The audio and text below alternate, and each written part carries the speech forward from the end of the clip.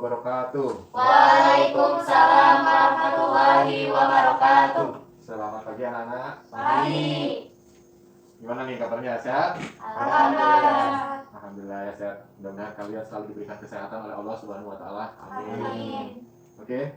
Sebelum kita memulai pembelajaran, marilah kita membaca doa yang dipimpin oleh ketua kelas. Adit, tolong dipimpin teman-temannya untuk membaca doa.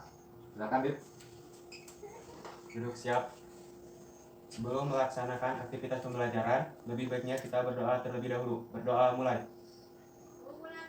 Baik ya, Bapak absen dulu. Semuanya hadir tapi ya, alhamdulillah ya. Hadir. Mudah-mudahan kalian selalu menjaga protokol kesehatan karena memang pandemi COVID-19 semakin meningkat di daerah kita ya. Kalian tetap ingat pesan Ibu 3M ya. Masih ingat kalian? Masih. Untuk M yang pertama, pakai masker. Kalian pakai nggak masker? Kemarin kita sudah belajar materi interaksi ya. Sekarang kita akan masuk ke komunikasi bisnis. Nah, kompetensi dasar pada pertemuan kali ini adalah yang pertama, kompetensi pengetahuan 3.1 menerapkan komunikasi bisnis, dan yang kedua, kompetensi keterampilannya adalah 4.1 melakukan komunikasi bisnis. Adapun tujuan pembelajaran yang akan kita capai pada pertemuan kali ini yang pertama adalah menentukan pengertian komunikasi. Yang kedua, menentukan pengertian komunikasi bisnis. Yang ketiga, menganalisis unsur-unsur komunikasi. Yang keempat, mengaitkan jenis-jenis komunikasi bisnis. Yang kelima, menunjukkan komunikasi bisnis dengan baik. Dan yang keenam, merumuskan unsur-unsur komunikasi. Dan yang terakhir, merumuskan jenis-jenis komunikasi. Itu yang akan kita capai pada hari ini. Oke. Sebelum kita mulai ke materi, ada yang tahu tidak apa sih arti komunikasi? Apa sih yang kalian ketahui tentang komunikasi? Coba, dia bisa? Oke, boleh Adit. Silakan, apa komunikasi yang Adit ketahui? Sharing. Sharing, oke, bagus ya. Bisa. Ada lagi? Oke, coba dulu. Oke, boleh, Utin. Interaksi, bagus. Ada lagi? Oke, Neng. Proses penerimaan dan pengiriman pesan. Proses penerimaan dan pengiriman pesan, bagus sekali. Interaksi antar dua orang atau lebih. Interaksi antara dua orang atau lebih, bagus sekali. Baca apa, Neng?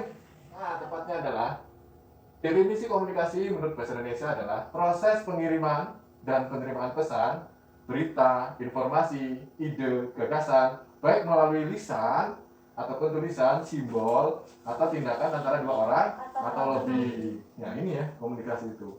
Oke, baik. Selanjutnya adalah komunikasi bisnis ya. Jadi komunikasi bisnis adalah komunikasi adalah pertukaran pendapat, ide, gagasan, dan informasi bisnis yang memiliki tujuan tertentu yang disajikan secara verbal ataupun non-verbal melalui tulisan, lisan, simbol, ataupun sinyal ya. Jadi simbol atau sinyal yang tadi kita udah bahas bersama.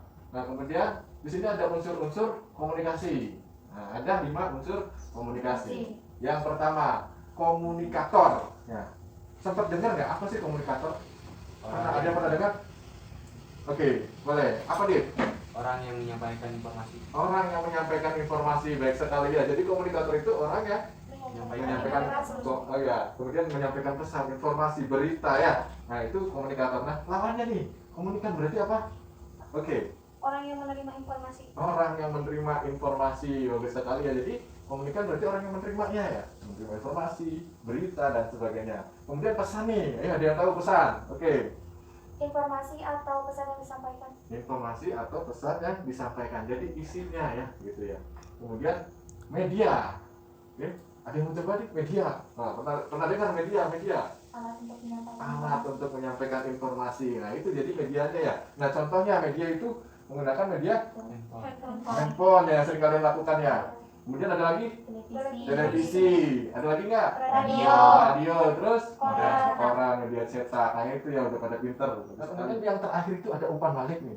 Ada yang bisa meraba-raba nih. Oh iya, tadi komunikator berarti orang menyampaikan. Kemudian komunikan orang yang menerima. Pesan itu berarti isinya. Media itu berarti alatnya. Nah, kalau umpan balik apa nih? Tanggapan si penerima pesan. Oke, tanggapan ya. Tanggapan si penerima pesan. Berikutnya, ini ada jenis-jenis komunikasi. Yang pertama itu ada komunikasi verbal. Jadi komunikasi verbal itu komunikasi yang disampaikan dengan lisan ya, atau dengan berbicara, atau juga dengan tulisan, itu namanya komunikasi verbal. Nah, ada lawannya, ini adalah komunikasi nonverbal. Jadi kalau komunikasi nonverbal itu tidak diucapkan dengan kata-kata, jadi menggunakan simbol ya, atau isyarat. Kita sampai pada kuis nih, ada kuis nih, Bapak punya kuis. Nah, ini kuisnya adalah tebak isyarat ya, jadi komunikasi nonverbal. Nih, cara mainnya seperti ini.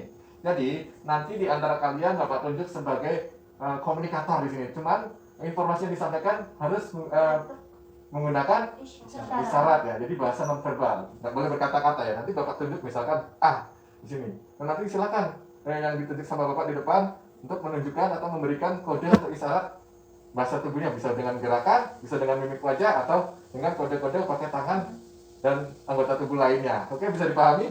Bisa. Oke, dan nanti teman-temannya menebak apa sih maksudnya, apa sih pesan yang disampaikan oleh komunikator di depan. Bisa dipahami? Bisa. Oke, siap dimulai? Siap. Bapak akan tunjuk salah satu di antara kalian untuk menjadi komunikator menyampaikan informasi dengan bahasa nonverbal ya. Nah, ada yang bisa mengerti? Isyarat yang disampaikan itu? Aku suka kamu. Iya. Gimana? Jadi jawabannya aku suka kamu, betul deh? Betul. Oke, terima kasih. Ini saatnya kita untuk berdiskusi ya. Jadi nanti Bapak bakal bagi kalian menjadi 3 kelompok. Nanti anggota kelompoknya yang meja pertama kelompok 1, meja yang kedua kelompok 2, dan ketua kelas Adit jadi anggota kelompok 3. Oke. Nanti setelah terbentuk, ini kelompok sudah terbentuk, nanti kita akan mengamati 3 jenis video komunikasi. Jadi di sini ada video mengenai komunikasi. Apa sih yang salah pada video itu?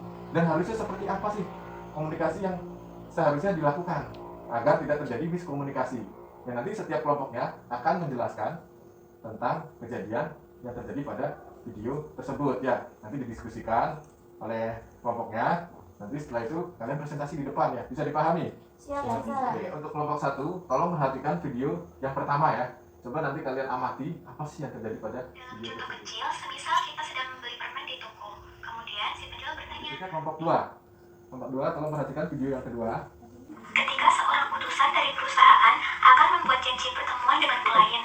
Kemudian Nanti kelompok 3, perhatikan videonya. Menurut saya rencana yang Anda presentasikan memiliki beberapa kelemahan di sisi ini tidak ada kekurangan sedikit pun. Saya sudah merencanakan. Video yang ke-1 seharusnya si pembeli harus teliti dalam menjelaskan apa yang akan diberikan.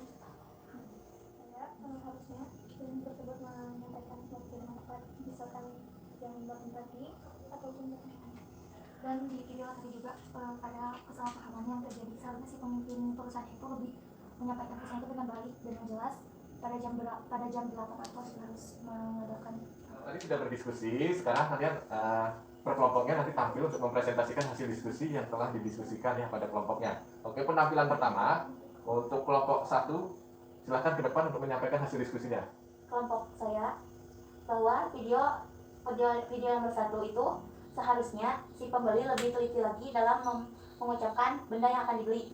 Seperti saya akan membeli 3 pak permen.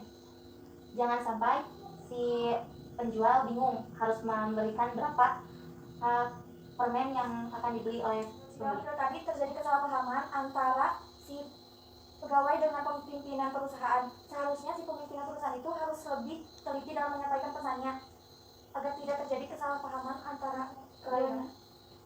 Jadi kesimpulannya si pemimpin perusahaan harus lebih teliti dalam menyampaikan sesuatu, tidak ceroboh demi terjaganya komunikasi yang baik agar tidak terjadi kesalahpahaman sehingga memecahkan kedua belah pihak. Ada sebuah pemimpin rapat yang tidak mau dikasih saran dan dikritik oleh orang lain. Seharusnya di dalam rapat harus menerima pendapat dari orang lain.